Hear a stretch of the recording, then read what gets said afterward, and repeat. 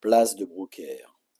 La soirée se déroulait dans un grand et luxueux appartement de la fin du XIXe siècle, prêté par le Royal Club de Bruxelles. Mathilde et Jean Clermont avaient réuni tous leurs proches amis. Même Bébé le berger belge adoré de Jean déambulait à sa guise, de pièce en pièce. Une table s'étalait en longueur dans la salle à manger, face aux hautes fenêtres. Le vieux parquet lustré grinçait sous les pas des invités. Le dîner de réveillon n'avait pas encore débuté, et les convives prenaient l'apéritif debout près du buffet. Tout ce petit monde très chic rivalisait d'élégance en smoking et longues robes de soirée. Edmond portait un magnifique décolleté. Peggy Spalding, la jolie femme de l'ambassadeur, portait une superbe robe rouge orangée, ouverte largement dans le dos. Mathilde Clermont discutait avec le couple diplomatique. Alan Spalding, ambassadeur des États-Unis en Belgique, portait le smoking et le nœud de papillon avec classe. Confortablement assis dans les fauteuils en cuir beige du salon, madame Yvonne Chester d'Orimont, procureure au parquet général de Bruxelles, accompagnée de son pain-riz, le très discret Alfred, tenait avec Jean une conversation un peu trop sérieuse en cette circonstance festive. Mon cher Jean, je ne comprends toujours pas pourquoi le ministre de la Justice tienne à nous imposer cette réforme absurde. Avez-vous des relations avec lui? Non seulement des relations de respect mutuel, dirons-nous. Ma chère Yvonne, Van Wert est un entêté. Il ira jusqu'au bout. Ce n'est pas l'intelligence qui le caractérise, ni l'avis des autres qui le préoccupe. Qu'en pense Fourcart? Vous savez, je n'ai guère l'occasion d'échanger avec mon ministre sur d'autres sujets que nos petites affaires économiques. Fourcart est un vrai courant d'air, jamais là quand il faut, et vice-versa. Eh bien, nous sommes gâtés tous les deux. Edmond passa près d'eux avec une coupe de champagne à la main. Edmond, viens te joindre à nous. Jean fit les présentations et elle s'assit dans le quatrième fauteuil. Ils continuèrent à deviser sur l'absurdité de certaines décisions politiques émanant du gouvernement. Edmond observait avec attention Yvonne Chester d'Orimont, dans ses moindres faits et gestes. Ce petit bout de femme de 60 ans, engoncée dans sa robe rococo et parée de bijoux démodés, façon vieil or, lui disait quelque chose. Au bout de quelques minutes, la mémoire lui revint. Mais bien sûr, c'était elle, la procureure au procès de Jericho, celle qui l'avait chargée durement et qui avait demandé à son encontre la peine maximale nonobstant le manque évident de preuves irréfutables. Edmond saisit la première occasion pour s'adresser directement à Yvonne. Je cherchais depuis tout à l'heure, mais je vous remets maintenant. N'êtes-vous pas madame la procureure intervenue dans le procès de Joseph Henrico il y a 4 ans de cela? Le procès de Joseph Henrico? Mais oui, bien entendu, c'est moi. Je suis la sœur de la victime, Edmonde de la Hutinière. Vous m'en voyez fort navrée, madame. Oui, j'adorais mon petit frère. Je ne m'en remets pas. Je me souviens maintenant de cette crapule d'Henrico, au passé de grand délinquant, qui a lâchement assassiné votre frère par jalousie, je crois.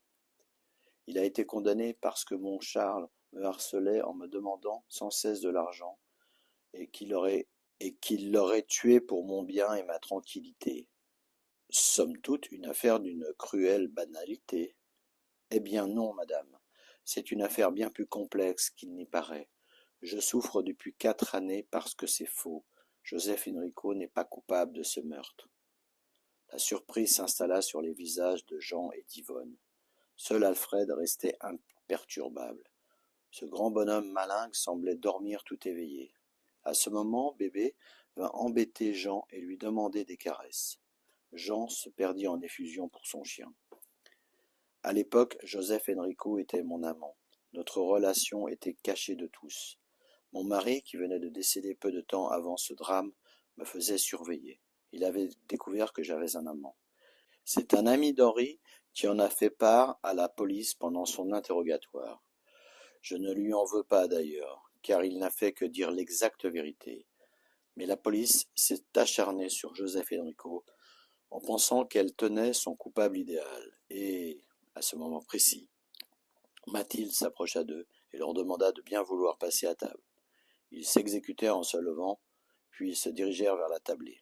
Yvonne se tint un instant aux côtés d'Edmond, et elle lui glissa discrètement à l'oreille. Nous en reparlerons plus tard, si vous le voulez bien. Ce que vous affirmez m'intéresse vraiment. Appelez-moi avant pour que l'on puisse prendre rendez-vous. Passez donc me voir au palais dans le courant du mois. Merci, madame. À minuit, tous saluèrent en levant leur coupe la nouvelle année 1975. Ils avaient bien vu, déjà lorsque la farandole de dessert arriva sur la table, Edmond demanda une part d'omelette norvégienne, son dessert préféré. Elle était assise entre Mathilde et l'ami médecin de Jean, le docteur François Finet. Un drôle et sympathique convive qui faisait rire Edmond avec des blagues bien senties et un humour décapant. Jean était toujours entouré d'une bande d'amis de joyauderies et déconneurs. Il avait besoin de sa cour pour exister vraiment en société. Au ministère, il souffrait de l'austérité affichée de ses collaborateurs. Jean se plaisait d'ailleurs à imiter devant son auditoire hilaire quelques-uns de ces rabat-joie qui hantaient les couloirs du ministère. Il n'avait pas son pareil pour animer une soirée de son incomparable gouaille. Son charisme et son éloquence en faisaient potentiellement un excellent homme politique. L'ambassadeur avait bien fêté la nouvelle année et il commençait à perdre un peu son français. Sa femme le rappelait gentiment alors, par de petits coups de pied sous la table. Edmond était bien gaie, elle aussi. Elle parlait franchement avec Mathilde. Jean m'a beaucoup parlé de vous. Il vous aime bien. Doit-on vous appeler madame la baronne? Je ne suis pas très calé en matière de bienséance. Oh, vous savez, j'ai un côté très accessible. Elle rit. Certains me surnomment la baronne mon monde. Alors, en somme, vous êtes proche du peuple. Oui, ne croyez pas que je sois enfermé dans la tour d'ivoire de mon château, car je n'en possède pas. Mathilde se mit à rire à son tour. Le courant passait bien entre les deux femmes. Mathilde était une belle femme aux traits fins et aux grands yeux verts sous une coupe courte de garçonne. Son caractère affirmé se révélait sous des atours de jovialité. D'après Jean, elle occupait un poste stratégique à l'ambassade. C'était exactement ce qui intéressait Edmond. Et comment avez-vous connu Jean? Je suis venu répondant à votre invitation à la Jolie Meuse pour la déclaration de candidature de Jean. Mon ami Rémy m'a présenté à Jean à cette occasion. Mais je n'ai pas eu le loisir de vous être présenté. En effet, je ne me souviens pas de votre présence. Jean connaît tellement de monde. D'ailleurs, je ne connaissais pratiquement personne, mis à part mon ami Boris. Edmond fit un rapprochement curieux en son esprit. Ne serait-ce pas le même Boris, celui de la Macduff dont Mathilde parlait? Ce prénom n'étant pas très commun, elle essaya de trouver un subterfuge pour obtenir son nom. Ah, un ami russe sans doute. Pas du tout. Boris est américain. C'est une excellente relation de l'ambassadeur. Il travaille pour la Macduff Company. Ah, bien. Je reprendrai bien une part d'omelette. Elle est vraiment délicieuse, et comme je suis très gourmande, ça me fait plaisir. Je vais appeler un serveur tout de suite. Merci, Mathilde. En un éclair, Edmond se remit la scène en mémoire. Le Boris qui était allé visiter Walter chez Macduff était forcément le même que celui qui s'était présenté de façon grandiloquente devant les deux dames à la Jolie Meuse.